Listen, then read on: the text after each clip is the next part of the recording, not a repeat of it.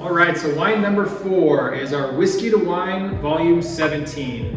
So for the last allotment, we had the 15, and then you could get the 16 as well. We're running a little low on the 16, so we didn't have enough for the next allotment. So you guys get the first crack at the 17 here. We will do the selections for the wine club. So you will be able to pick out which wine. So, if you're only a red wine drinker, you can substitute, the Moose Juice and the Vini Vito out for, some red wines if that's what you want. We'll put some other wines on there as well. So you will be able to do that. Emails will go out on Wednesday, May the 8th. Today's the 6th, right? Yep. Wednesday, May the 8th. You can start making those selections. We'll process the club the next Wednesday, which will be the 15th. So you have a week basically to make your selections there. Anything you want to swap out, you're certainly welcome to do. And like we said, we have the party on the 18th and the 19th. So without further ado, the Whiskey Wine 17.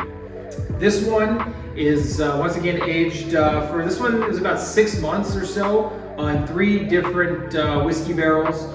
We had the Templeton, Barton's, and Dickel 12 are the 3 whiskey barrels that this was in. It was in there for about 6 months. When we tried this one before we bottled it, it felt like more than 6 months. I'm not gonna lie. Yeah, and it smells like more than 6 months. And yeah, we haven't actually tried. We haven't put this one in our mouths yet, but I'm guessing we're probably going to be saying the same thing here once we do.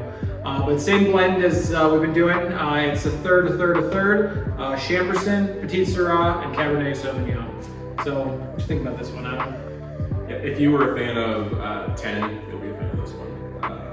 10 had that Lost Boy barrel, and it really had that kind of swashbuckler vibe to it. And on the nose, this really carries that. It doesn't have all that sweetness to it, but it's definitely got those more dry fruit characteristics like fig, prune, raisin, and then like that sweet Luxardo cherry that you get in your Manhattan or old fashions, depending on which bars you go to. That's a good call.